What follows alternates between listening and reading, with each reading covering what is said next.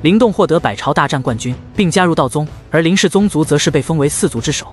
東玄域之上，王朝如同繁星，每一天都是有着王朝的誕生與衰敗，無窮的競爭籠罩着這片大地。而在那些繁星般的王朝之上，真正統治着這片大地的，卻是那些被稱為超級宗派的龐然大物。他們凌駕於所有的王朝，他們擁有着源自遠古般的傳承。而在那些超級宗派之中，又以8大超級宗派最為強盛：元門、九天太清宮、道宗、萬魁門、伏古、劍宗、洪荒殿、神宗。8大超級宗派乃是這片大地名副其實的主宰者，他們每一個所擁有的力量，都足以在顷刻間摧毀任何一個王朝。當然，在這片充滿紛爭的大地上，即便是超級宗派也無法超然脫俗。不僅8大超級宗派互相間有着諸多的摩擦，同時還有着不少其他的超級宗派在虎視眈眈着他們的地位。畢竟，雖說在東玄域8大超級宗派實力最為強悍，但這裡卻並不是僅僅只有着8大超級宗派，其餘的一些超級宗派雖說實力比他們有所差距，可也並非是泛泛之輩。這個世界上，誰都想往更上面爬。不過，總體的說來，如今的東玄域格局依然還是被8大超級宗派所掌控着。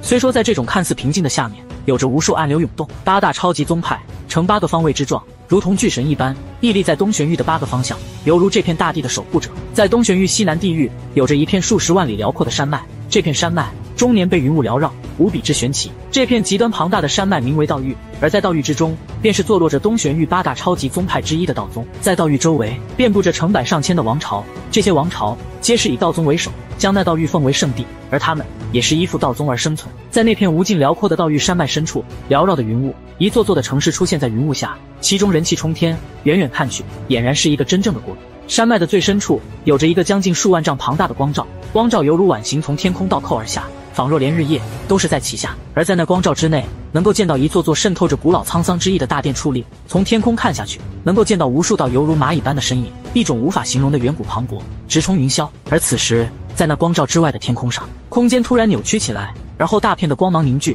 最後化為一道巨大陣法。而在那陣法之中，數百道身影閃現出來，緊接着，當他們的目光轉移而下，皆是瞬間目瞪口呆。人群之首的靈動也是因為眼下的景象而一臉的震撼，旋即他深吸了一口涼氣，望着眼前那仿佛籠罩了蒼穹的光照，再望着其中那萬仞巨山以及其中彌漫的那種古老之氣，他仿佛感覺是穿越到了遠古一般。雖說遠古秘藏之中的規模也是不小，但那畢竟只是遺跡，而眼下出現在靈動面前的卻是真正的超級宗派。天地間的龐然大物，悟道笑眯眯地望着被震撼得無以復加的一群人，臉龐上也是有些得意之色，笑道：“歡迎來到道宗，這就是道宗嗎？”靈動不由自主地舔了舔嘴唇，他在見到那些遠古宗派的遺跡時，還曾羨慕過那些弟子，但沒想到如今他竟然也是能夠有着享受這一切的機會。走吧，隨我進入道宗。現在的你們尚還不能算作真正道宗弟子，可莫要胡亂闖動。悟道袖袍一揮，一道金光從其袖中掠出，而後沒入面前那萬丈龐大的光照之中。光照上迅速地泛起一些漣漪，而後徐徐地撕裂開一個門形通道。悟道手掌一揮，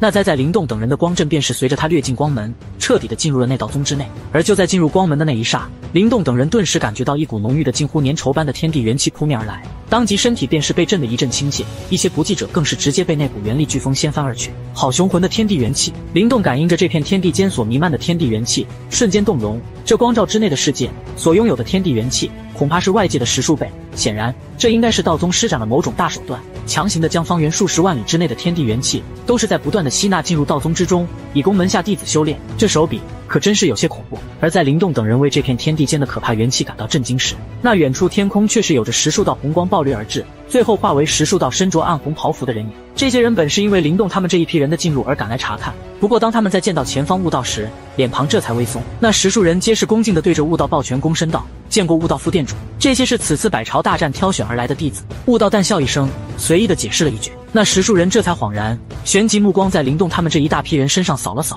眼神略顯有些凌厲。而在他們的這種目光下，不少人目光都是有些躲閃，顯然是被他們身上那種氣勢所壓。不愧是道宗隨便出來的10幾個巡邏弟子，實力就如此強橫。靈動也是因為這些人那種凌厲氣勢而心頭微凛。那些巡邏弟子的目光在一番掃視後，多在靈動等人身上停了停，顯然是察覺到了他們的一些厲害之處，當即都是暗自點頭。看來此次百朝大戰倒也是出了一些不錯的人物。一名巡逻弟子对着悟道躬聲說道：“悟道副殿主，還請帶着這些弟子前往擇殿台。”此時另外3大殿的副殿主已是在等待。聽得此話，悟道眉頭微微皺了一下，哼道：“這些家伙又迫不及待地想要來搶人了嗎？”那些巡邏弟子聞言有點尷尬，但卻不敢多說什麼。走吧走吧，我知道了。悟道有點煩躁地揮了揮手，將這些巡邏弟子遣散，然後面色有點陰沉的一揮手，帶着眾人對着遠處一座雲霧繚繞的巨山之上落去。林動望着面色有些不太好看的悟道，有些不明白為什麼他會突然不悅。道宗培養弟子的地方有4大殿，以天地洪荒命名。據我所知，如今應該是天殿最強，地殿次之，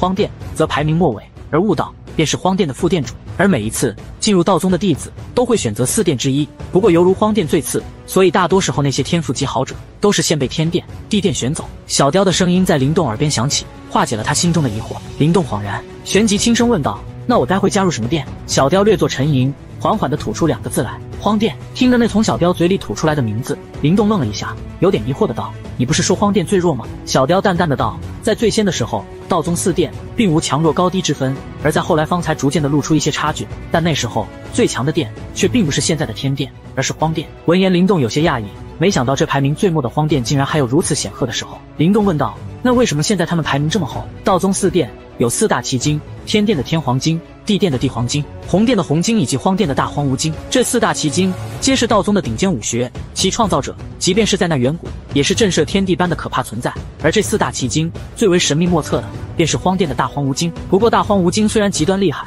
但卻同樣有着缺陷，那便是對領悟者的要求太過苛刻。所以至今為止，即便荒殿也出了無數天才，但能夠領悟大荒无經的人卻是屈指可數。而在无人領悟大荒无經時，荒殿的頂尖弟子自然不可能與修煉了3大奇經的其他3殿頂尖弟子相抗衡，因而倒是年年居於末尾之位。林動略感恍然，這4大奇經便是4大殿的杀手鐧，但荒殿格外倒霉，擁有着一個看似強大無比，但卻極難修煉的大荒无經。從某種程度來說，這就導致這大荒無經有些無用，畢竟不管你再怎麼強大，無法修煉，那也是沒用的東西。小雕笑道：“當然，荒殿其實也是在熬，只要熬出一個弟子能夠在機緣巧合下領悟大荒無經，那他們便是能夠鹹魚大翻身，要一舉奪回第一寶殿的名頭也並非是不可能的事。”林動咂咂嘴道：“這麼厲害？”小雕笑眯眯的道：“這倒並非是胡說，因為每一任領悟了大荒無經的荒殿弟子，最終都是極其的出類拔萃。遠的不說，你知道上一任領悟大荒無經的家伙是誰嗎？”“誰？”林動先是條件反射地問了一句，旋即心頭一動，臉龐突然有些動容起來。莫非是那位殺上轅門，砍了對方3位長老的狠人前輩？小雕點了點頭道：“嘿，正是那家伙。這下你知道為什麼悟道與流通那麼不對眼了嗎？他們荒殿好不容易出了一個領悟了大荒無經的奇才，結果被轅門幹掉了，這恨可真不是3言2語能說清楚的。難怪呀。”林動默默地點了點頭，旋即心中一聲暗讚。這樣看來，那大荒无經道的確不愧是4大奇經中最為神秘莫測的武學，也不知道與親自給他的青天化龍訣比起來，究竟誰更厲害一些。你讓我加入荒殿，難道是想讓我去學那大荒无經？林動此時也是明白了小雕的意思。小雕點點頭道：“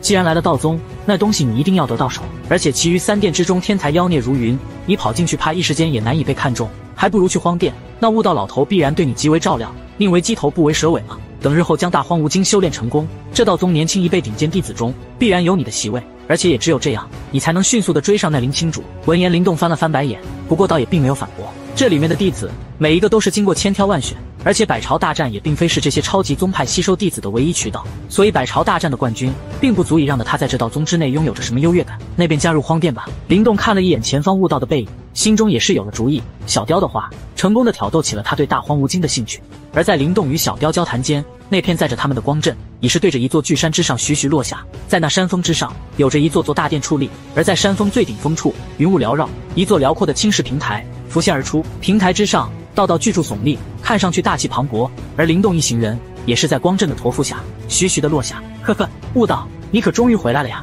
就在林動他們剛剛落下時，一道笑聲便是從前方傳來。他目光抬起，然後見到了青台之上的10數道身影。那在首位處是3位中年男子，3人负手而立，氣勢倒是相當不凡。而從他們身體上，林動也是感受到了一種極端磅礴的波动。若是所料不差的話，這3人應該便是那另外3殿的副殿主了。林動視線在3人身上略作掃視，然後便是看向3人身側，那裡各自站着一名年輕弟子，2男1女，氣息也是極為的強悍，甚至是超越了先前他們所看見的巡邏弟子。3人中最引得林動注意的是那位妙齡少女，她年齡显然並不大，看上去倒是與蘇柔相差不多，只是身材更为高挑，一身紅裙，亭亭玉立，少女容貌也是相當出色。不過讓得林動對着她投去更多注視的卻並非是這種原因，而是從她體內隱隱間散發出來的那種奇異波動。在那種波動中，他甚至隱隱的間聽見了一些仿若樂器輕敲的清脆之音。這種情況算得上是林動這些年第一次看見，當即也是感到頗為的奇特。悟道落下身來，瞥了一眼眼前的3名中年男子，淡淡的道：“你們就這麼等不及嗎？”天殿副殿主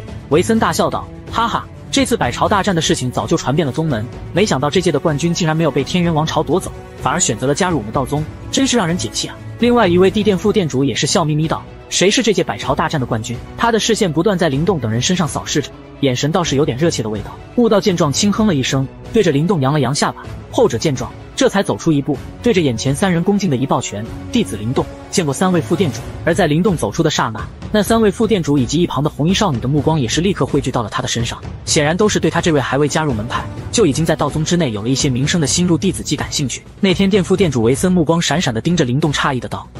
：“4元涅槃境的實力竟然能夠取得百朝大戰冠軍，真是讓人詫異。4元涅槃境。”聽的這話，他身旁那位紅衣少女也是一愣，這個實力可不算什麼優秀，竟能取得百朝大戰冠軍。一不对，還有精神力好小子，竟然将精神力也是修煉到了4印天符師的地步。難怪維森眼力顯然相当的毒辣，在略作探測後，竟是将灵动的精神力修为都是探了出来。這倒是令得後者有些驚訝，畢竟他的精神力向來都是極為的收斂，並沒有絲毫的外放。但沒想到這樣都是瞞不過這維森能夠成為天殿副店主，果然能耐不淺。4印天符師，在這句話入耳後，那紅衣少女以及一旁2名氣宇軒昂的男子臉龐上方才劃過一抹詫異之色，顯然是沒想到靈動能夠同時將元力與精神力修煉到這一步。那維森嘖讚道：“4元涅槃境加上4印天符師，倒的確是能夠媲美5元涅槃境的強者。不過據我所知，那天元王朝的擎天可是6元涅槃境，你能夠穩壓他一頭，看來手段也不簡單。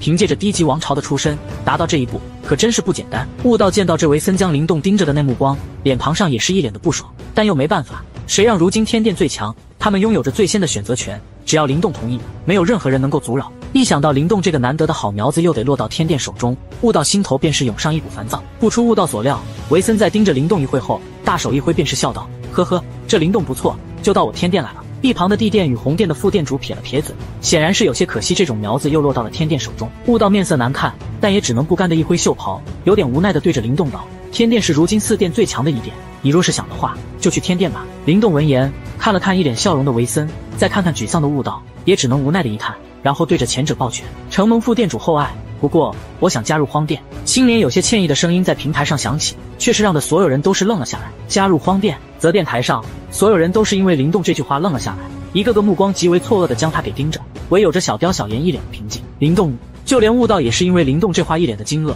顯然並不明白為什麼後者竟然會放棄最強大的天殿，反而要加入他們荒殿。那天殿副店主維森臉龐上的錯愕逐漸的淡去，他緊緊地盯着靈動，眉頭緩緩皺起，沉聲道：“靈動，你天賦不弱，不過可莫要自毀前程。我雖然沒有看不起荒殿的意思，但卻敢對你說，只有在天殿，你才能獲得最大的提升。”悟道等人雖然因為維森這話嘴巴撇了一下，不過也沒有反駁。如今的4殿的確是天殿最為強悍。靈動苦笑了一下，笑道：“我覺得可能荒殿更適合我。悟道副店主，您認為呢？”話到最後，他視線也是看向了悟道，語氣拖得有點長。這老家伙難道就不表示點什麼？至少也別讓他一個人頂着這些道宗高層那銳利的目光啊！悟道聞言，老臉抖了一下。靈動能夠從他眼中看出一些驚喜之意，不過這老家伙在猶豫了一下後，竟是說出讓靈動有點吐血的話來：“天殿的確比荒殿要強。”這老家伙也太實誠了吧！靈動無言，顯然是沒想到這老家伙竟然會將送上門的好苗子給推出去。悟道咬了咬牙，凝重的道：“不過如果你真想要加入我們荒殿，老夫也絕對支持，反正不管怎樣，不會毀了你。”靈動聞言，這才暗自鬆了一口氣，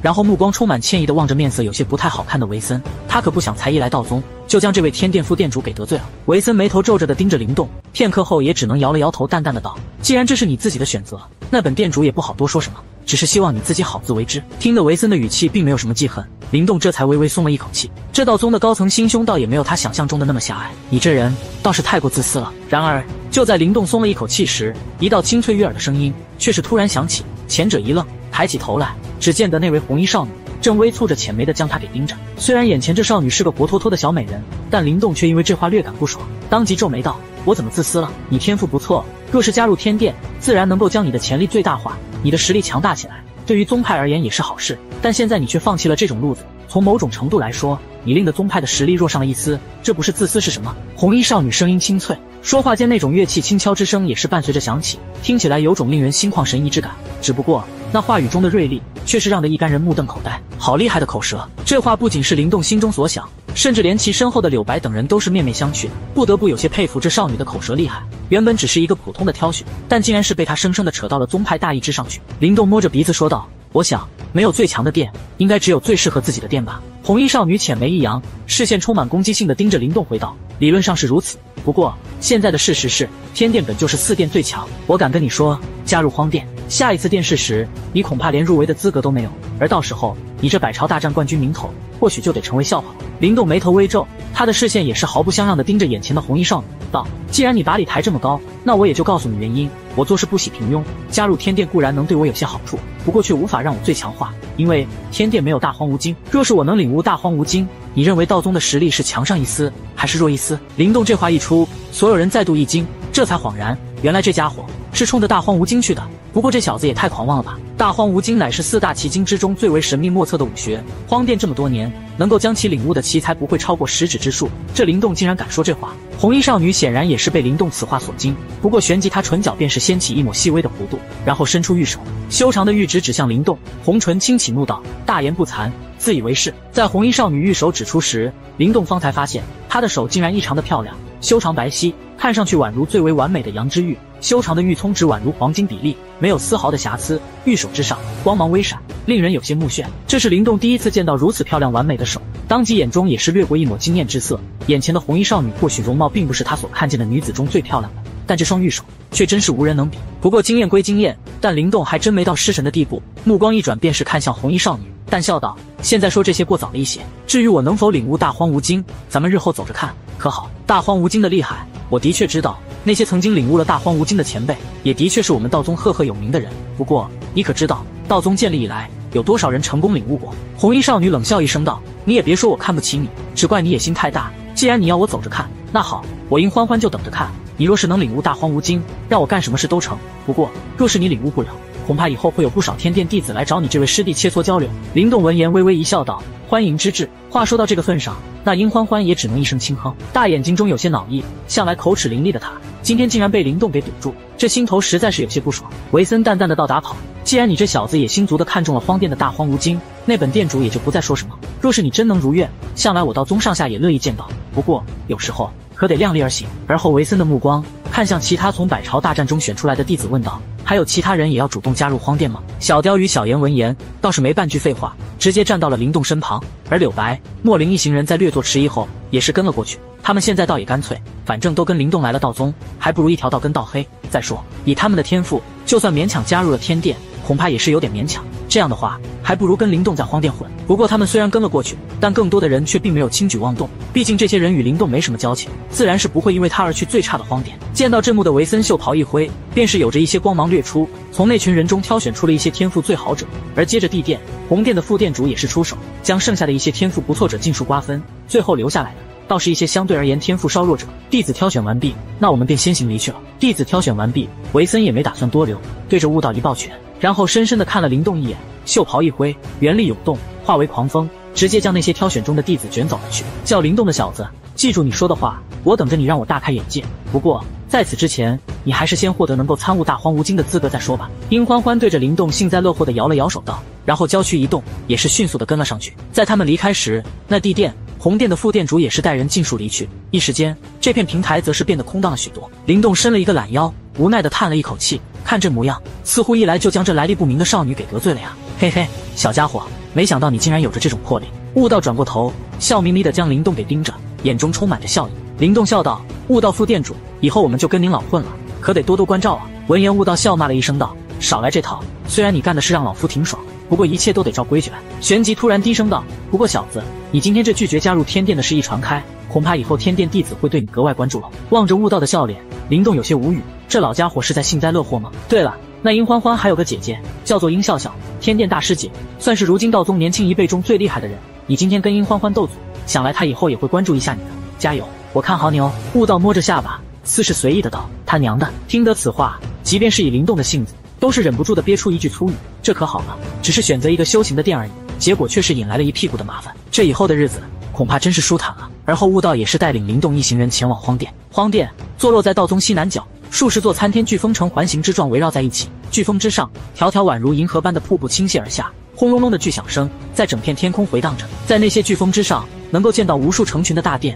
密密麻麻的人影如同螞蟻一般在其中穿梭，散發着一種蓬勃的朝氣。而在這些巨峰周圍，一條數以千丈的河流橫貫，宛如天河。靠得近了，才能夠發現這條巨大河流居然是由涅槃之氣所捏，一條真正的丹河。這些超級宗派的手筆顯然並不比那些曾經的遠古宗派弱上多少。這是當靈動在看見那條懸掛的丹河時，心中閃過的第一念頭。站在靈動身旁的悟道指着那數十座巨峰，語氣之中有着一絲淡淡的得意的道：荒殿之中有弟子3000，親傳弟子300，個個都算是經過千挑萬選而來的優秀之人。而在外圍，荒殿還有着上萬的記名弟子，只要他們通過測試，便是能夠隨時成為荒殿真正的弟子。300親傳，3000弟子，上萬記名弟子。靈動聞言頓時動容，他可是很清楚，想要成為這些超級宗派的親傳弟子，按照百朝大戰的規矩，那就必須踏入了涅槃金榜。而眼下光是這荒殿親傳弟子，便是有着300之數。這300人顯然都是精英，類似藍鷹他們那種超級王朝的頂尖天才。這種數量，將他們這屆百朝大戰那些涅槃金榜的所有人加起来都不夠一半。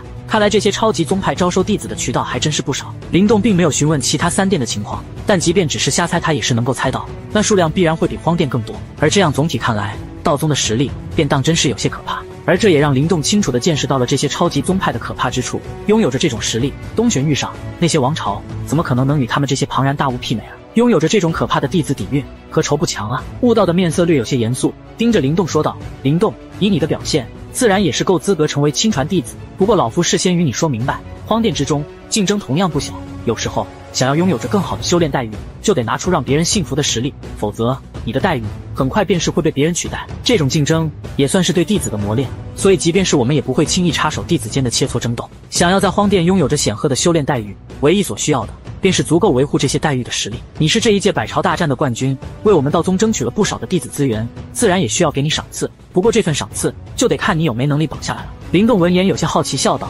什麼賞賜？悟道微微一笑道：丹河灌頂。而後指向那條巨大的丹河，悠悠的道：丹河深處每一年會誕生出一些極其精純的涅槃之氣，我們將之稱為涅槃精氣。那東西對於涅槃境而言，有着極其強大的滋補之效。到時候店主與我會親自出手，驅動涅槃精氣為你淬煉身體與體內元氣。若是你能夠承受得住的話，想來實力也必然會有所提升。靈動聞言眼睛微亮，能夠讓荒殿2位店主親自出手的東西，想來應該不會差的。靈動微笑道：如今荒殿最強的弟子是誰？悟道雙手負於身後，戲謔的道：4大親傳弟子，皆是7元涅槃境，個個都不是省油的燈。7元涅槃境嗎？靈動眼神微明，旋即緩緩點頭，輕聲道：是很強，不過超越他們應當不難。以靈動如今的實力，足以和6元涅槃境的強者媲美。若是實力再有所精進的話，即便是面對7元涅槃境的強者也能夠一戰。現在的他才剛剛進入荒殿，想來後面還有着大把的時間追趕那些前面的師兄。望着靈動那微笑的年輕臉龐，悟道心中暗自點頭。他算是親眼見識了靈動從遠古戰場的崛起，一個低級王朝出身的年輕人，想要從那裡脫穎而出，本身便是一個奇蹟。悟道淡淡的道：你想要獲得參悟大荒無經的資格，也的確必須戰勝他們，不過那應該還有一些時間。至於說好給你的丹河灌頂，這種待遇在荒殿之中能夠獲得的都是極少數的人，所以對於你一個新加入的弟子卻是能夠有着待遇，必然會有一些弟子不平衡。至於如何解決這些不平衡，則是得看你的本事，這我們不管。靈動輕笑點頭道：明白。悟道的視線突然看向跟在靈動身旁的小雕與小妍，問道：另外你這2位朋友打算怎麼辦？他是清楚2人的身份，所以也明白小雕他們應該不會選擇加入道宗的。小雕懶洋洋的道：我等2日帶小妍離開。離開？靈動聞言頓時一驚。小雕笑道：別急，我帶他出去一趟，這東玄域有個地方的東西對他挺有好處，他在那裡修煉會更好。小妍燒了燒頭，憨笑道：大哥，二哥說在那裡能讓我實力提升很快，我先跟他去一趟，萬一你有麻煩，就元神傳信給二哥，我們馬上殺過來。小雕衝着靈動笑着道：放心吧，有我在，不會有事的。見狀，靈動遲疑了一下，也就不再多說什麼。小雕之前之所以一直跟着他，是因為有些不放心，但現在他加入了道宗，只要沒有太大的意外，想來會很安全。既然如此，小雕也是能夠自由一些。而且灵动也知道小雕有不少的秘密，後者不跟他說，他也不主動問。现在的他實力依然不算強大，小雕的很多事他都幫不上忙。悟道將眾人帶到一座巨山之上，而後袖袍一揮，便是有着數名弟子掠來。他目光看向靈動等人，而後說道：好了，荒殿到了，你們今日先略作休整，明日前往丹河台，到時候為你進行丹河灌頂。聞言，众人也是恭敬應是。悟道微微點頭，旋即臉龐上露出一抹笑容。另外，歡迎你們成為荒殿弟子，以後這裡便算是你們的家。聽得此話，柳白等人臉龐上也是有着激動流露。經歷這麼多艱難，終於是成功的成為了超級宗派的弟子了呀。在靈動他們在荒殿落腳時，那道宗的東方之處也是有着一座座高達萬仞般的巨山耸立，而這裡的氣勢比起荒殿之處竟是還要強盛一分。而這裡便是天殿所在。在天殿群山上空，同樣是懸掛着一條丹河，而這丹河規模也是更勝於荒殿那條。一眼看去，甚至是看不見盡頭，只能夠感受到那濃郁無比的涅槃之氣從丹河之中蕩漾開來，令的空間都是有些扭曲。視線拉近，在那丹河上能夠看見不少懸浮的平台，平台之上有着众多弟子閉目修煉，一道道強大的波動不斷從他們體內散發而出。這些平台遍布在丹河周圍，不過一般說來，越是靠近丹河中心，那平台便越為稀少，而其上的弟子數量也是少了許多。突然一道破風聲突然在丹河上空響起，隱隱間還伴隨着清脆的樂器相交之聲，宛如天籟，令得不少修煉弟子都是睜開眼睛，盯着那道掠過天空倩影的眼中有着一些陶醉之色。天空上的倩影却並沒有理會這些目光，直接是衝進丹河深處，最後在那深處的最後一塊平台上盈盈落下。倩影落下，紅裙微摆，赫然便是那才與林動鬥過一番嘴的殷歡歡。他一落到平台上，目光便是看向了前方，在那平台的邊緣有着一名女子靜靜盘坐，濃郁的涅槃之氣在其周身繚繞。女子一身玄衣，娇軀修長，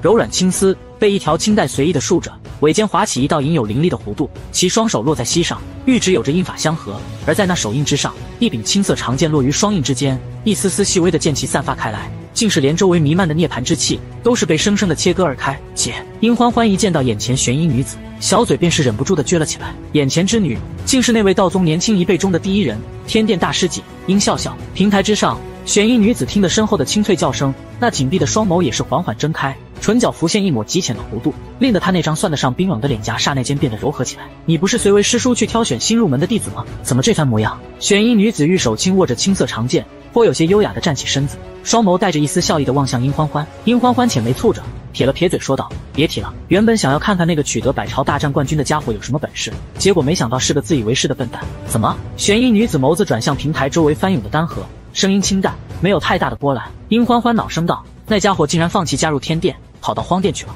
聞言，玄衣女子微微一怔，同樣是略感訝異，顯然這種事她也是第一次聽說。那家伙說要修煉大荒無經。玄衣女子輕聲道：有野心。殷歡歡輕哼道：野心是挺大，不過也不怕把自己給撐死了。大荒无经若是那麼好修煉的話，荒殿早就遠遠的超越天殿了。當初姐姐也曾在荒无碑前靜坐了1月，但卻毫無收穫。那家伙怎麼可能辦得到？大荒無經與我無緣，換做別人，說不得也有機會。玄衣女子玉手握着青色長劍，長劍斜指丹河之中，一絲絲的靈力劍氣散發而開。殷歡歡道：修煉大荒無經，依靠的可不僅僅只是機緣，姐姐難道認為那家伙還能成功不成？玄衣女子微微側頭，旋即輕聲道：2成。殷歡歡大眼睛又是睜大了一些道：你說那家伙能有2成成功率？怎麼可能？你都沒見過他。玄衣女子聲音輕緩的道：一個能夠憑借低級王朝出身，將那些超級王朝的天才超越的人，並不會太過簡單的。百朝大戰冠軍也不是依靠僥倖就能得來的，誰知道呢？那小子也沒什麼特別的地方。殷歡歡撇撇嘴，不置可否。旋即道：那個家伙還敢跟我打賭？說到此處，殷歡歡大眼睛轉了一下，剛欲說話，玄衣女子淡淡的聲音便是從前面傳來：這些事情可別來找我，為你出頭的人不會少，不差我一人，我也不想因為這些分心，我有更重要的事。聞言，殷歡歡嘀咕道：不就是當初敗了一招給9天太清宮的林青竹嗎？然而他的聲音剛剛落下，便是猛地察覺到平台之上彌漫的劍氣頓時變得凌厲起來，當即立刻閉嘴。小丫頭，若是嫌最近挺自由的，我可以讓你禁闭幾天。玄衣女子淡淡的聲音直接是讓的殷歡歡一把捂住嘴，然後毫不遲疑轉身就溜。見得身後跟兔子般竄出的身影，玄衣女子嘴唇也是微抿，手中青色長劍筆直刺出，剎那間劍氣滔天，前方翻湧的丹河竟直接是被生生的劈出一道100丈龐大的深深痕跡。好半晌之後，痕跡方才再度被徐徐撫平，雄浑的涅槃之氣在玄衣女子身前凝聚，隱隱間仿若是化為了一道虛幻之影。那番模樣竟是林青竹。玄衣女子眼若深潭，修長玉指探出，輕輕點在了那道虛影額間，劍氣湧動，瞬間將那道虛影攪成虛無。林青竹，我會打敗你的。丹河灌頂，一般說來，只有荒殿之中表現極為出色的弟子方才有資格獲得。而為了今年的丹河灌頂，顯然有着不少弟子暗中發力，但誰都沒想到，今年的丹河灌頂竟然會被一個空降兵給奪走。這種事情無疑是令得不少弟子心頭不爽。他們雖然知道一個百朝大戰冠軍能夠為道宗增加不少的新生弟子，有這種賞賜無可厚非，但不爽還是不爽啊！你一個新來的小子，地頭都還沒踩熱，就想這麼蹦躂，未免也太不把他們這些師兄放在眼裡了吧？在荒殿北面靠近丹河處，有着一座格外龐大的巨型山峰，山峰之上有着一片遼闊的平台，而此時這平台之上已是人影绰绰，顯得格外的熱鬧。在平台靠近前方之處，有着一群人簇擁着，而在他們中心位置處，一名灰衣男子面色正帶着一些陰沉的盯着前方的丹河，那模樣任誰都能看出他心中的憤怒。同川師兄，你也別氣了，這是誰也沒想到。在那灰衣男子身旁，數名荒殿弟子也在不斷地說着話，想要消除其心頭怒火。而在說着話時，那些荒殿弟子也是有點無奈，眼前之人算是今年荒殿之中最有機會獲得丹河灌頂的親傳弟子的之一，而他本人也是對此勢在必得。但沒想到這突然間殺出來的新入門弟子，竟然直接是先所有人一步將這丹河灌頂的名額搶了去，也難怪他心中會憤怒。桐川冷聲道：“哼，一個剛入門的弟子而已，即便他是百朝大戰冠軍，恐怕也該明白什麼叫做資歷。想要獲得這丹河灌頂，他還得在荒殿混2年。”周圍的那些荒殿弟子聞言也只能苦笑應和，看來桐川是不打算善罷甘休了。當即他們也是有點同情那新來的弟子，雖說他有功於道宗，但荒殿也有着荒殿的規矩，一些待遇也需要實力的守護。如果桐川執意要出手，就算到頭來那新弟子依舊能夠獲得丹河灌頂，但顯然也會面子大損。至於實力方面，他們倒並沒有什麼擔心。桐川加入荒殿已是有着3年時間，如今實力已達到了6元涅槃境，即便是在親傳弟子中，也是能夠算作相當不錯。而那新人弟子，據說實力才僅只是4元涅槃境。而就在丹河台上諸多弟子等待時，突然遠處傳來陣陣破風之聲，而後10數道身影也是從遠處掠來，最後落至平台上。那領頭者正是靈動等人。隨着靈動一行人的出現，原本喧鬧的平台頓時變得安靜了不少，一道道目光瞬間匯聚而來，不少人的視線都是夾雜着許些玩味。落至平台的靈動顯然也是察覺到這種不尋常的氣氛，不過臉龐上倒並沒有出現絲毫的意外。他同樣很清楚，以他這新入弟子的名字，即便也是親傳弟子，但顯然不可能服眾。那些資格比他更老的親傳弟子，也肯定會對他獲得丹河灌頂的名額而耿耿於懷。而對於如何應付這種局面的方法，靈動也同樣明白。小雕笑眯眯地望着周圍那些荒殿弟子笑道：“真是有朝氣的一群年輕人啊，看來你以後也不用太寂寞了。”靈動輕輕點頭。而在靈動出現後不久，那一身灰衣的桐川便是率先忍耐不住，一步跨出，沉聲道：“你便是那個新加入荒殿的親傳弟子靈動？好戲來了！”見到桐川走出，在場的弟子心中都是閃過這句話。靈動微微一笑，拱手道：“見過師兄。”桐川淡淡的道：“靈動，你獲得百朝大戰冠軍，的確算為道宗立了一功，不過借此邀功恐怕算不得明志。丹河灌頂每年就1個名額，以你現在的資歷，恐怕並沒資格享受，所以師兄建議你再過2年來爭奪這名額，或許對你會更好。”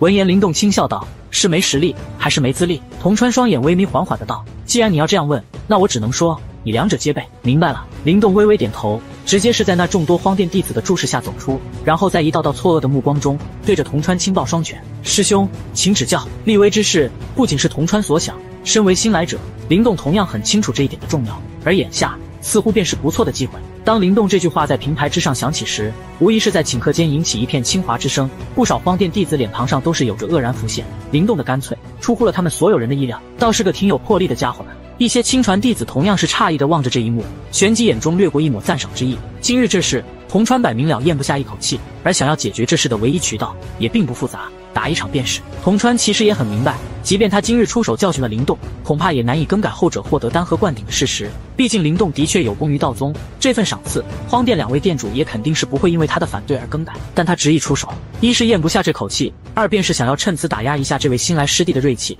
他得要讓後者知道一點，即便他是百朝大戰的冠軍，但因為這明顯而帶來的一些傲氣，在荒殿之中確實得老老實實的收斂起來。不過讓得桐川極為意外的是，靈動居然直接反客為主，在他話還未曾徹底說明時，便已經直接發出了挑戰。這樣一來，不管接下來他的結局是勝還是敗，至少這勇氣已是令得不少人刮目相看，丟臉之事也更是無從說起。畢竟不管怎樣，靈動也僅僅只是一個剛剛加入荒殿的新人，敗給了老牌弟子桐川，也並不算什麼丟臉的事。在丹河台遠處的一處天空上，2道身影浮空而立，他們的目光皆是望向丹河台的方向，其中一人正是荒殿副殿主悟道，而在其身旁也是一名白袍老人。老人髮須皆白，顯得老態龍鍾，但唯有着那眼中偶爾掠過的金芒方才顯示出他也並非是等閒之輩。而這位白袍老人正是如今荒殿殿主陳真。悟道笑眯眯地望着遠處的丹河台，笑道：“嘿，這小子做事果然總是異於常人啊。”白袍老人微微一笑，輕聲道：“看來你對那靈動很是看重啊。他的天賦、潛力、心性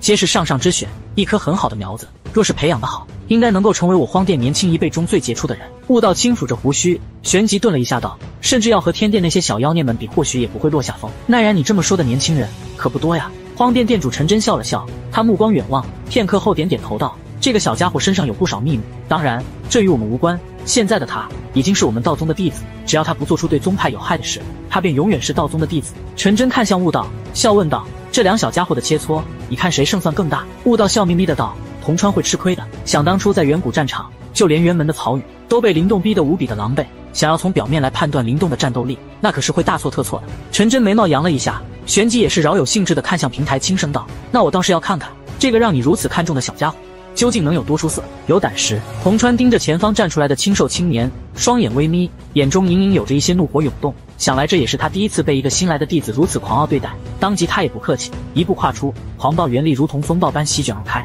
那種波動，比起那天元王朝的擎天镜都是要強上一線。念在你是師弟，我也不欺負你。试回合，若是你依舊未敗，丹河灌頂之事，我桐川不再說一句廢話，你可敢接？桐川低沉的喝聲在雄魂元力的包裹下，猶如悶雷般轟隆隆的在這片平台上響起。師兄儘管出手便是，十回合之約恐怕並不需要。靈動身體微震，體內元力也是湧動而起。雖說並沒有桐川那般強悍，但卻直接是將那來自桐川的壓迫盡數化解。桐川見狀一聲冷哼道：“有膽識是好事，可也要懂得過猶不及。你既然這般狂傲，也好，就讓我來試試你這百朝大戰的冠軍究竟有何能耐。”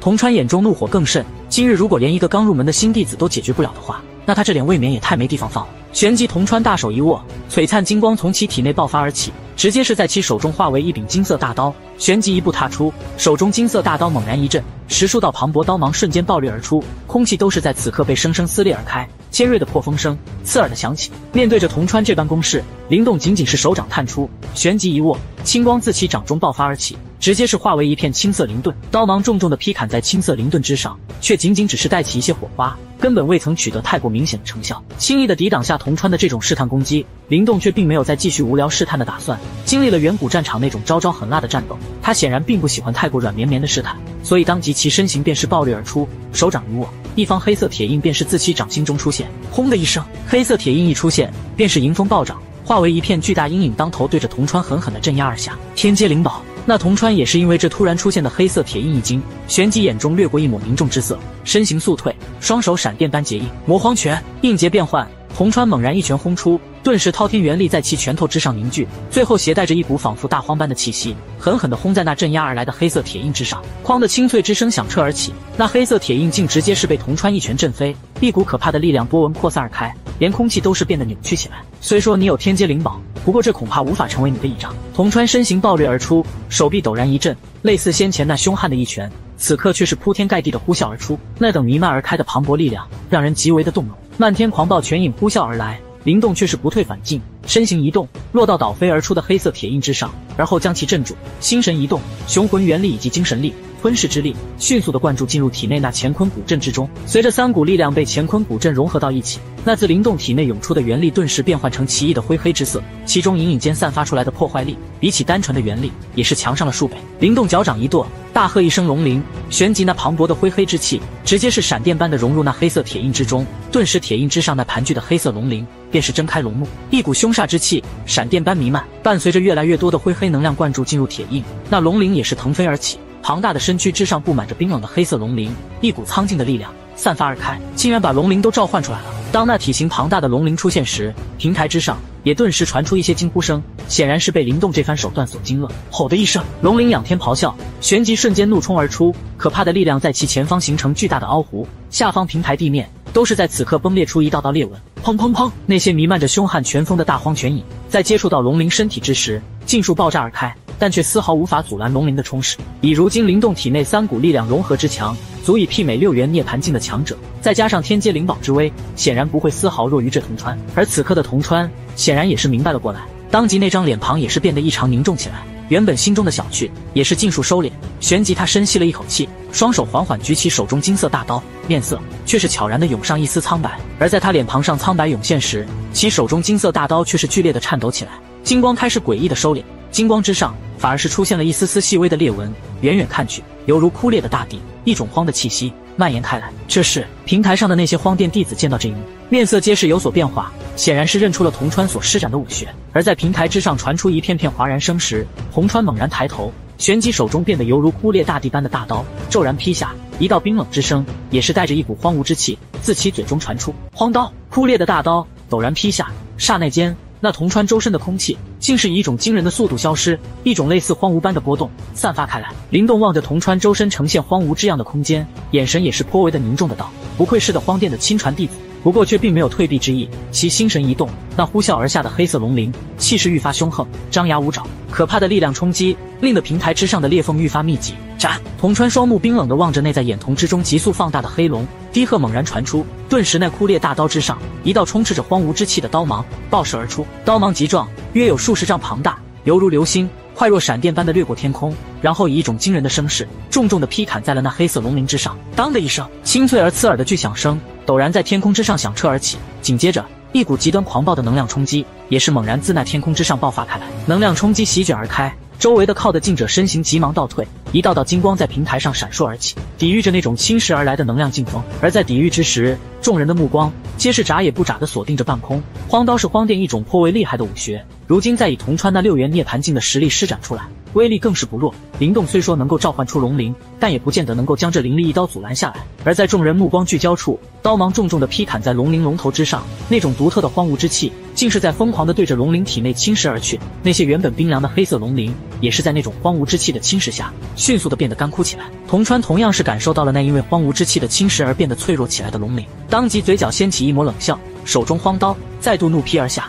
荒刀斩龍鳞，咔咔咔，又是一道狂暴无比的刀芒攻势。这一次，那黑色龙鳞之上顿时爆裂開一道道裂紋。眾人望着這一幕，頓時暗暗搖頭道：“那龍鱗要承受不住了。”小雕望着天空上這一幕，點頭道：“這荒殿的武學倒也奇特，那種修煉而來的荒蕪之氣，威力還不錯。”柳白與莫林等人忍不住地問道：“靈動能頂得住嗎？”小雕淡笑道：“放心，靈動那家伙可沒這麼容易收拾。”聽得小雕如此說，莫林他們也是暗中鬆了一口氣。如今他們也是能夠知道，小雕似乎才是這群人中最深不可測的人。既然他都這樣說了，那看來靈動應該不會有太大的問題。而在他們說話間，天空上那巨大的龍鱗已是開始寸寸崩裂，顯然已是達到極限。結束了嗎？望着這一幕，不少人心中都是這樣想着，不過倒沒什麼嘲笑的意思。靈動能夠以一個新人的身份將同川逼到施展出荒刀，已是相當不易。同川也是抬頭望着那崩潰的龍鱗，臉龐上浮現出一抹笑容。然而還不待這道笑容擴大化，他的眼瞳猛然一縮，崩裂的龍鱗在此刻突然炸裂而開，緊接着一道青光徑直自其中爆裂而出，而後以一種驚人的速度一閃之下便是出現在了同川面前。借助着光芒反射，所有人都能夠清晰地看見，那青光之中正是靈動。而此時在靈動的身體之上竟是布滿着青色龍鱗，宛如一層鱗甲一般。青龍臂，青光之內，靈動眼神冰寒，心中猛地一聲低吼響起，旋即其右臂瞬間膨脹蠕動，短短剎那間便是化為一隻巨大的龍臂。而後靈動沒有絲毫的遲緩，一拳瞬間轟爆空氣，以一種凶悍無匹的姿態攻向同川。可怕的力量猶如實質一般撲面而來，即便是以同川6元涅槃境的涅槃金身，都是感覺到一種刺痛。當即他的眼神也是異常凝重起來，靈動這一拳足以讓他感受到威脅。斬！手中枯裂的大刀高舉而起，然後再度力劈而下，那種奇特的勁力更是在此刻強盛到極致。當的一聲，龍臂與荒刀直接是硬生生的轟在一起，當即一股無法形容的狂暴之力呈環形般席捲而開，地面之上裂縫也是閃電般的蔓延開來。拳刀接觸處，一絲絲暗灰色的勁力從荒刀之上飛速的流出，然後無孔不入的對着靈動龍臂侵蝕而去。而在這種勁力的侵蝕下，靈動的龍臂竟也是有些枯裂的跡象。同川望着這一幕，一聲冷笑道：“你剛剛加入荒殿，就讓師兄我來告訴你，荒殿的荒境究竟有着多麼的可怕。”荒境嗎？靈動眼神微凝，這種奇特的力量似乎能夠將一切東西化為荒蕪一般，侵蝕力極為強悍。先前龍鱗也是因為被這種勁力侵蝕，這才導致防禦力大減，進而被一刀摧毀。不過別人或許對這種勁力會感到棘手，但可惜的是，靈動並不會在這一行列。旋即靈動心神一動，吞噬祖符瞬間爆發出一股強大的吞噬之力，一絲絲的黑線悄然的在靈動龍臂之上延伸，將那些侵入體內的體荒勁盡數吞噬。而在荒境被吞噬時，那同川的面色也是瞬間巨變，顯然是有所察覺。你的這種力量對我無效。靈動微微抬頭，對着面色巨變的同川一笑，旋即龍拳緊握，澎湃的力量在一個極端的距離之中，如同潮水般盡數噴湧而出。龍拳狠狠地轟在荒刀之上，近乎狂暴的力量無視於那種奇特的荒境，以一種極為蠻橫的姿態傾瀉而出，咔嚓一聲。而在這種狂暴力量的傾瀉中，那荒刀之上頓時崩裂出一道道真正的裂縫，而後裂縫擴大，直接是在同川以及眾多荒殿弟子驚愕的目光中爆裂而開。砰的一聲，荒刀碎裂，那股殘餘的勁風如同狂風般席捲向同川，當即將其震飛而去，而後身形狼狽地急退了數十步，方才勉強穩住。當同川身形狼狽穩住時，平台上卻是寂靜了許多，眾多荒殿弟子面面相覷，最後暗自吸了一口冷氣。靈動竟然將荒刀給震碎了。同為荒殿弟子，他們很清楚荒刀的強大，這是荒殿弟子必修的武學，也是最為擅長的攻擊方式，但現在卻是被靈動一拳轟碎。望着場中逐步停止繼續攻擊的靈動，所有人都知道這場切磋已是有了勝負。靈動膨脹的龍臂迅速的蠕動，而後化為正常手臂，他並沒有趁勝追殺。這裡是道宗，不再是遠古戰場，而眼前的人也算是他的師兄，並非是生死敵人，所以遠古戰場那裡那種要打就徹底打殘打死的規則，在這裡無法使用。因此，當手臂正常化後，靈動也是抬頭，對着遠處的桐川一抱拳，輕聲道：“桐川師兄，承讓。”靈動元力修為雖然只是4元涅槃境，但配合着同樣強大的精神力，足以和6元涅槃境的強者媲美。而且更讓的桐川心悸的還是靈動那強悍的肉體力量。先前一拳，他明白，如果靈動是心存殺意的話，即便他有涅槃金身護體，想來也絕對不會只是表面狼狽。桐川衝着靈動一抱拳道：“靈動師弟，佩服你這實力。”丹河灌頂輪到你，我無話可說。靈動連忙拱手，這桐川倒也有些氣量，並沒有因為輸給他而惱羞成怒，這令得他略有些好感。在那遠古戰場之中，他所遇見的大多都是对手與敵人，彼此間也是不斷的算計着，為了達到目的不擇手段，說起來算是相當的陰暗。而與那裡相比起來，荒殿之中無疑是要顯得寧靜許多，雖有競爭，但卻遠遠未曾達到遠古戰場那種凶狠地步。柳白等人見到桐川服軟，心中也是暗自鬆了一口氣，看來靈動今日這番動手也算是立威成功了，呵呵，倒是挺熱鬧的呀。而就在柳白等人鬆口氣時，天空上也是傳來一道笑聲，而後2道身影便是出現在了平台之上，笑眯眯地望着众人。2道身影一出現，平台之上所有的荒殿弟子頓時面现恭敬之色，齊聲道：“弟子見過2位殿主。”悟道笑眯眯地擺了擺手，看了靈動一眼，戲謔的道：“既然你到了，那便開始丹河灌頂吧。”另外這位是荒殿殿主陳真。對於悟道那一臉的笑容，靈動卻是忍不住地撇了撇嘴，這老家伙顯然早就到了，只不過不露面，就是想等着他自己出手將這些麻煩解決。弟子靈動見過殿主。無視了悟道，靈動目光轉向其身旁那位滿頭白髮的老者，後者同樣是一臉的微笑，看上去頗為的和善，但借助着精神力的敏感，靈動卻是能夠從這位老者身體之中感覺到那股比悟道上還要磅礴浩瀚的元力波動，那種波動猶如大海一般，深不可測。靈動心中暗自咂舌，暗道：這位陳真殿主實力恐怕都是達到了生玄境大成的地步，涅槃境之後便是生死玄境，這一境界又被分為生玄境與死玄境，而每一境又被劃分為3個層次：小成、大成、圓滿。而這陳真應該便是處於生玄境大成的地步，若是再進一步，便是能夠達到生玄境圓滿，堪稱不滅之體。當然，那種境界對於現在的靈動而言實在是太過遙言，即便是在這東玄域上，只要能夠踏入生玄境，那便是能夠被稱為真正的強者。至於死玄境這種層次，就算是放在道宗這些超級宗派之中，也是長老級別的大人物。陳真望着眼前一臉恭敬的青年，老辣的目光讓得他能夠感覺到青年和順的眉目下所隱藏的一種凶氣，這種隱藏的凶氣讓得他明白，面前的青年骨子之中必然隱藏着一頭狼，這條狼平時深藏，可一旦有人真正的將其觸動，那狰狞獠牙必會顯露出來。難怪能夠憑借低級王朝的出身從那遠古戰場之中走出來啊！陳真心中一聲輕嘆，他對於遠古戰場的情況很清楚，同樣他也很明白，以低級王朝的出身獲得百朝大戰冠軍需要付出多少的努力，眼前這個青年所經歷的東西可不少啊。一念到此，陳真心中不由得泛起一絲莫名的情緒，在那很久之前，他似乎也是從那遠古戰場之中走出來的吧，而且他的出身也僅僅只是中级王朝，眼前的青年與他當年一般無二，只不過比他更為執着。以後你就是荒殿的親傳弟子了，把這裡當家吧。陳真蒼老的臉龐上有着一抹淡而真誠的笑容浮現出來，乾枯的手掌輕輕探出，摸了摸靈動的腦袋。靈動因為陳真的舉動怔了一下，他望着後者那蒼老的臉龐，嘴唇動了動，卻並沒有說出什麼話來，只是緩緩低頭，心中深處莫名的對於這個剛剛加入的地方開始多了一絲罕見的情緒。那種情緒以往只會在青陽鎮那個小小的林家之中才會出現，雖然這絲情緒極為的細微，但對於清楚靈動性格的人才知道，能讓得向來謹慎的他出現這種情緒可不是什麼簡單的事情。這個老頭小雕眉毛輕挑了一下，但那俊美的臉龐上卻是有着一抹柔和弧度。靈動不會是那種被人一句話一個舉動便輕易打動的人，但眼下這你顯然是個不錯的開始，要融入一個宗派，至少要先認可他。呵呵，開始丹河灌頂吧，小家伙。一般說來，在灌頂中支撐的時間越久，好處便越大，而至於你能達到什麼程度，就看你自己的能力了。陳真微微一笑，收回粗糙的大手，然後看向悟道，而後2人身形一動，直接是掠出平台，衝進了那磅礴的丹河之中。靈動入丹河。聽得悟道的低喝聲，靈動也是微微點頭，腳尖一點平台，身形便是掠出，直接是在那众多羨慕的目光之中衝進了涅槃之氣湧動的丹河之中。丹河澎湃，雄渾無比的涅槃之氣凝聚成涛浪，在其中翻滾不休，那般聲勢比起那些真實的河流不知道凶悍多少倍。陳真与悟道悬浮在丹河上方，濃郁的涅槃之氣狠狠地撲打在他們身體上，卻是連衣衫都是未能掀動。那一幕倒是看得正在運轉元力抵禦着涅槃之氣衝擊的靈動暗感羨慕，這就是實力的差距啊！雙方根本不是一個等級上的。在丹河邊緣的丹河台上，荒殿弟子也是盡數湧來，目光望向丹河之中，那眼神倒是格外的羨慕。丹河灌頂這東西1年就一次，極為的稀罕。那種誕生於丹河深處的涅槃精氣，對於涅槃境強者有着極為強大的滋補之效，只不過每年誕生的數量太少，不然的話，對於荒殿弟子而言，也是有着極大的裨益。也不知道灵動這次能堅持幾天時間。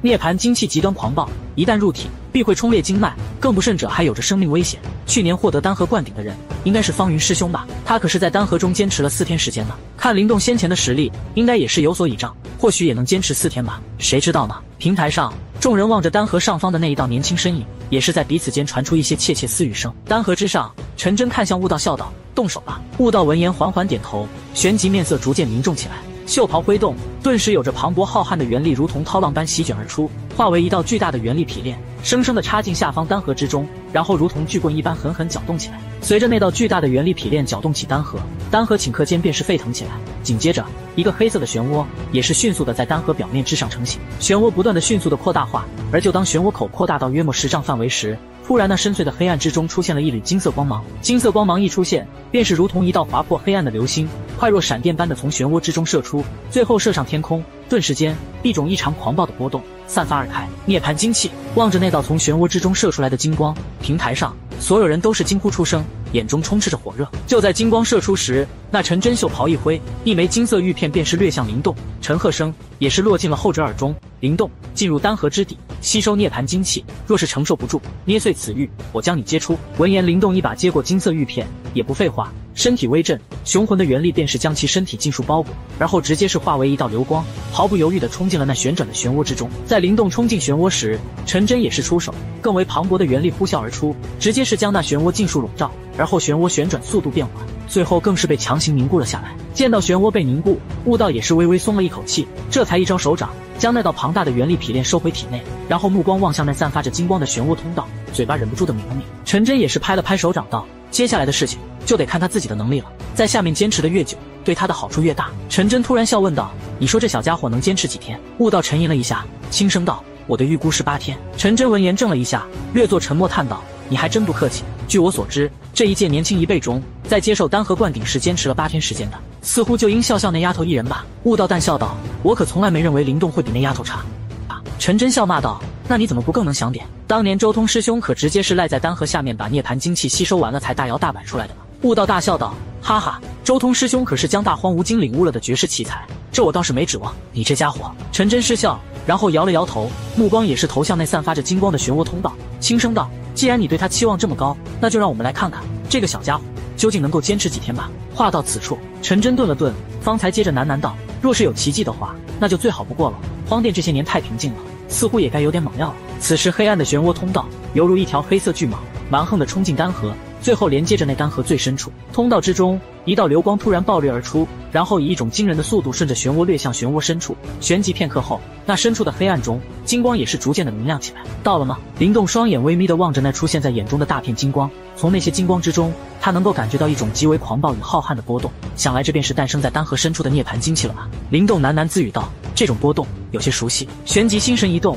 當日他將琳琅天體內那元神吞噬之後，不是身體之中也是多了一些那種金色能量嗎？現在看來，這兩種能量竟是屬於相同的一種，只不過這些誕生在丹河中的涅槃精氣，並沒有任何的意識，也不受任何人的掌控。壓力開始大起來了呀！靈動視線看向漩渦通道兩側，隨着深入河底，那種壓力也是越來越強大。隱隱間，令得靈動皮膚都是有些發緊。丹河並非普通河流，其中流淌的液體也並非是尋常河水，而是完全由涅槃之氣凝聚而成的涅槃之水。那所制造出來的壓力，就算是類似靈動這種涅槃境強者，也是不敢輕易無視。靈動心神微動，淡淡的青光在身體表面湧動，那種壓力頓時消散許多。伴隨着如今對青天化龍訣的逐漸掌握，靈動的肉體強悍程度顯然絲毫不遜色於那些度過了6次涅槃劫的強者。青光將靈動身體包裹，他也是不再猶豫，身形一動，暴掠而出，最後直接是衝出了漩渦通道，掠進河底那彌漫的金光之中。靈動身體剛剛掠出漩渦通道，其身形便是猛地一沉，更為龐大的壓力無孔不入地對着他滲透而來，甚至連身體之上的青光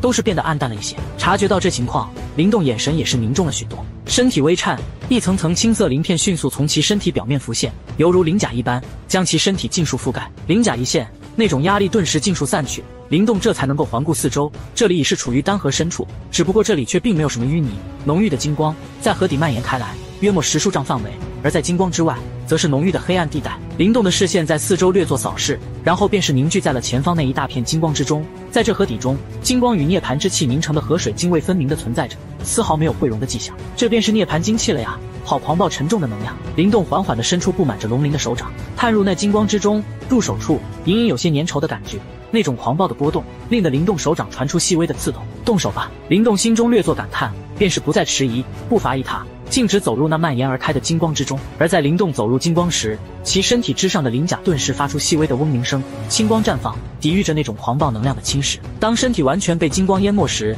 靈動也是盘腿坐下，面色凝重，雙手結印，一波波吸力自其體內蔓延而開。轟的一聲，就在這股吸力蔓延而出的剎那，原本平靜的金色光團之中，頓時如同沸騰起來了一般，金色的氣泡在靈動周身炸裂，一道道金色光線也是以一種極為蠻橫的姿態，閃電般的射進靈動身體之中。一道道金色光線射進靈動身體，而後在入體的那一剎那爆成無數金色水霧，瘋狂地對着靈動體內滲透而去。而就在這些金色水霧沾到靈動體內器官時，他的面色也是在剎那間滾燙起來。一道道吸冷氣的聲音從其牙縫間帶着許些顫抖的傳出，那些水霧如同沸騰的火滴，每當過處，連經脈、血肉甚至骨骼都是隱隱地變得通紅起來，仿佛被烤熟一般。好狂暴的涅槃精氣，不過光憑這個恐怕還阻攔不了我。靈動咧了咧嘴，旋即心神一動，頓時在其體內竟是有着一道神奇的龍吟聲波響起。這道聲波擴散至他身體內部的每一處，而在這龍吟聲波擴散之處，經脈、血肉之上頓時浮現了一層淡淡的青光，而在那種青光的覆蓋下，隱隱間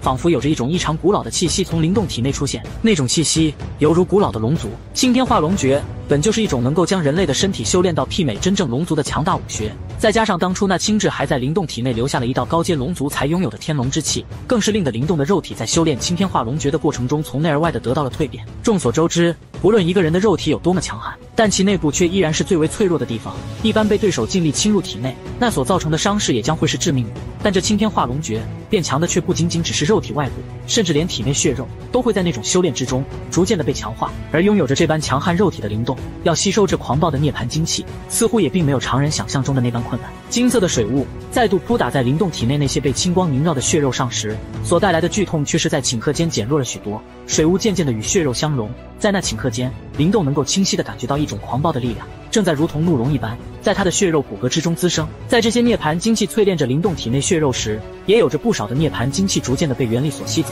頓時間，那些流淌在經脈之中的雄渾元力也是在悄然間變得愈發的雄渾。察覺到體內這種情況，靈動的臉龐上也是緩緩地掀起一抹弧度。這些涅槃精氣對於涅槃強者來說，的確是真正的大補藥，不僅能夠強化肉體，甚至還能夠令得元力更為雄渾。這種增長速度比起尋常修煉，不知道快上多少倍。不錯的地方，這些涅槃精氣可不能浪費了呀！靈動雙眼微睜，望着籠罩着丹河深處數十丈範圍的金色光圈，光圈之內充斥着濃郁的涅槃精氣。而此刻靈動望向他們的目光顯得格外的貪婪。青天化龍訣的存在，讓的靈動不僅能夠無視那種強大壓力，甚至還能夠輕易地將那些足以將其他涅槃境強者折磨得死去活來的涅槃精氣盡數承受。雖說期間依然會有些痛苦，但那對於靈動而言，顯然並不是無法忍受。不過這裡的壓力越來越強大了呀！靈動瞥了一眼身體上的龍鱗，原本閃爍的青光正在悄然的暗淡，這裡的壓力竟然在逐漸的加強。不過現在的靈動已是嘗到了這些涅槃精氣的好處，自然不會輕易的放棄。至於這些逐漸加強的壓力，